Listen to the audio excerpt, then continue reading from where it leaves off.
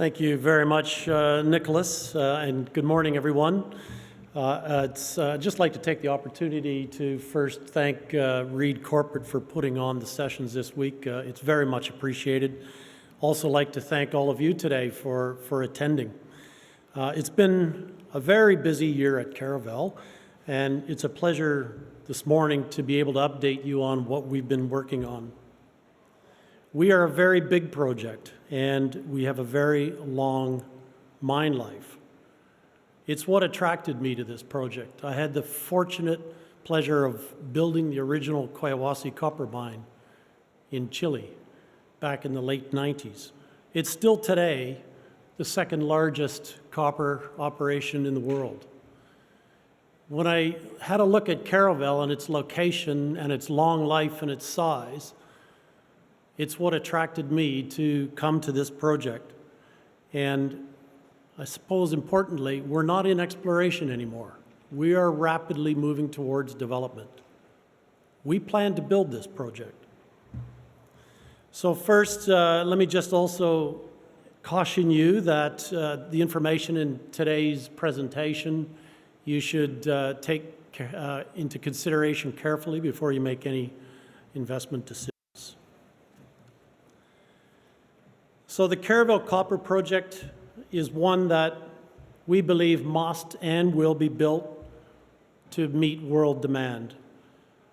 But before talking about the project itself, I'd just like Ken, I'd like to take a quick opportunity to just talk a little bit about what's happening in the copper markets. But as I'm doing that, please try and keep three things in mind about Caravel. First, as I've mentioned, its very favorable location, its long mine life of 25 years with potential to grow beyond that, and the fact that we're in a very advanced stage of study. This is what differentiates Caravel from others. The copper industry, it is in transition. There is no question, in a couple of ways. First of all, grades of these large copper projects have been dropping. Grade is not king. Grade has been declining over the past 30 years to a point now where the average by all the major producers is now only 0.7%. 10 years ago, average grades were over 1%. But even today, the richest copper producer in the world, the Great Escondida in Chile, is only 0.5%. On a worldwide basis, reserve grades have now fallen to 0.4%. The reality is that this is going to continue. And so, let's get used to it. But while it's happening, while the grades have been dropping, something else has been happening. The rate of new discoveries is also decreasing. You can see those blue bars up in the right-hand chart there. Look at how many discoveries were made from the early 90s all the way through to about 2010. And then it dropped. Big deposits are becoming very hard to find. And that's despite billions of dollars of exploration spent over the last 20 years. The probability of finding another Escondida or a Collahuasi or a Kamoa is very low. And if it is discovered, that timeline to development is now about 15 years. So just keep that 15 years in mind when I start talking a little bit about supply-demand. The combined effect of these two trends, this is a real problem as we move into a decarbonized world. And this is why we're seeing a lot of M&A activity pick up in recent times. You may have read that the most recent M&A transaction was BHP investing in Lundin, Canadian mining company, to secure access to the Jose Maria project in Argentina. That deposit's been known for a long time. BHP is very smart. They're buying into that to secure copper units of known discoveries. And that's the trend we're seeing in M&A. So the result of that is a structural deficit emerging. It's not if it's going to emerge, it is emerging. Currently, just to put some fun facts around numbers here, global consumption is around 25 million tons a year, but it's estimated to grow to about 40 million tons by 2035. That's a 60% increase in the next decade. But if we factor in the lack of the new discoveries that I spoke about and their probability of actually coming into production, we think that that supply gap could be as much as 10 million tons as early as 2026. That's only 2 years from now. So what's driving this? Well, what's driving it is what Ken and Grady mentioned. It's the demand coming from electrical grids, from power turbines, from batteries, battery energy storage projects, electric vehicles, and as Grady mentioned, data centers. That's what's driving it. Even if half of that demand comes true, the industry is still going to be in deficit. So what's been happening? Well, what we've seen, a bit like the lithium industry, we've seen China building a lot of copper smelters. They're anticipating. But those new smelters are largely sitting idle. Why? Because they cannot get concentrate to feed them.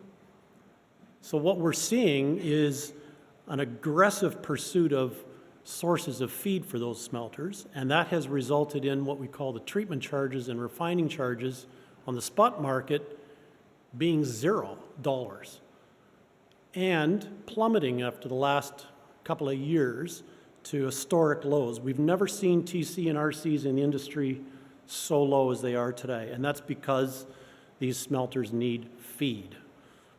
So Caravel, at a 65,000 ton a year copper producer of concentrate, we think is a great opportunity to bring that supply into the market.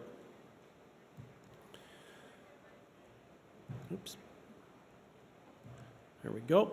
Sorry, most of the copper from the world comes from large open pit mines, most in Latin America. As I mentioned earlier, the grades are dropping. So I thought I'd just put up a table here that just compares Caravel with 3 operating mines. They happen to be in my birth country in Canada, in Western Canada, and they've been operating for decades. But I also put up Jose Maria, the one that I just mentioned that BHP has just bought into. All of these mines are about the same grade as Caravel, sitting around 0.25, 0.3, same production rates, similar production numbers, except Highland Valley and Jose Maria being higher, but very similar to us. So why did I put this slide up? It's to demonstrate that Caravel can be brought into production, it can be profitable, it's been done before, it's nothing new. And in fact, at Caravel, we can make money at a cutoff grade of 0.1%. So this is what I mean about grades that have been declining, but that's the new reality for new copper projects.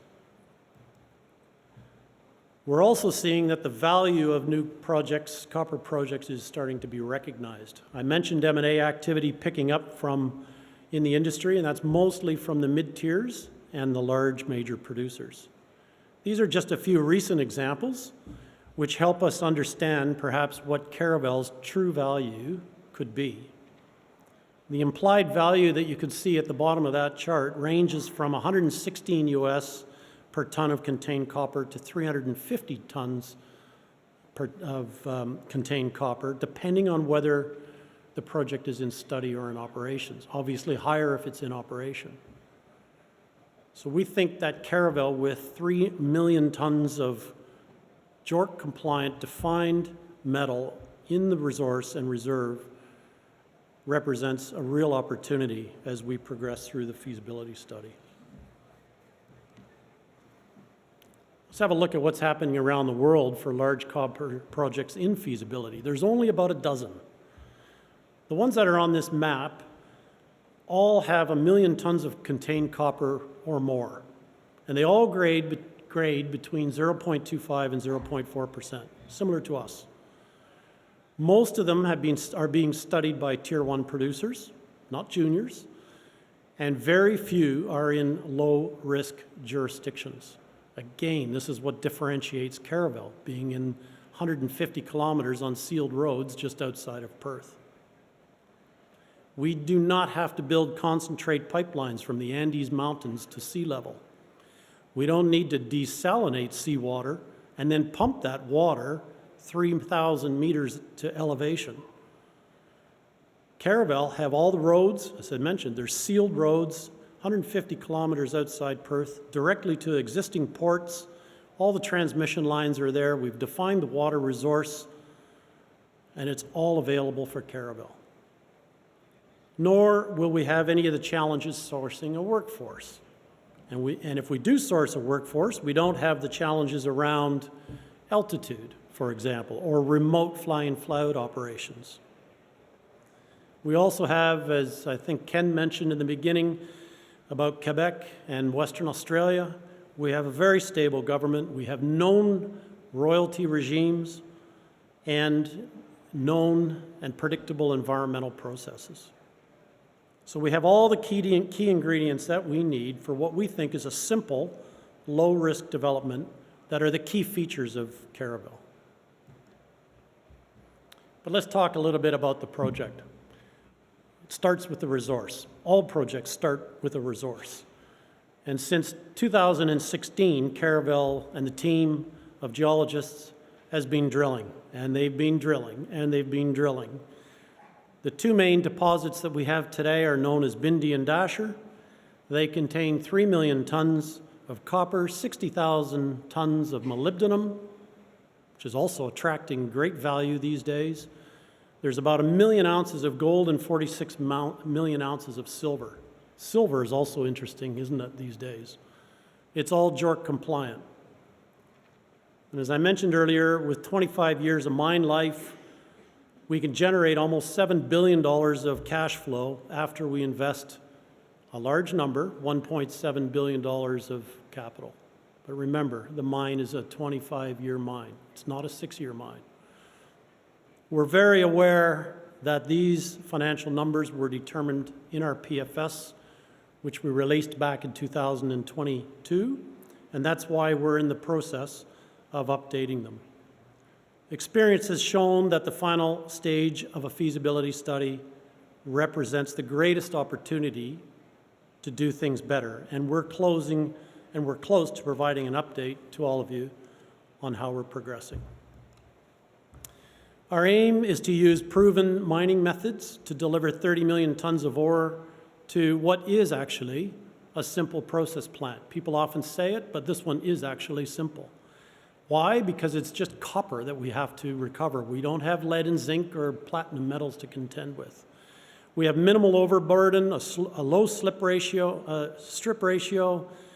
The test work has shown we can produce a concentrate between 20-25% copper grade with high recovery and no detrimental impurities.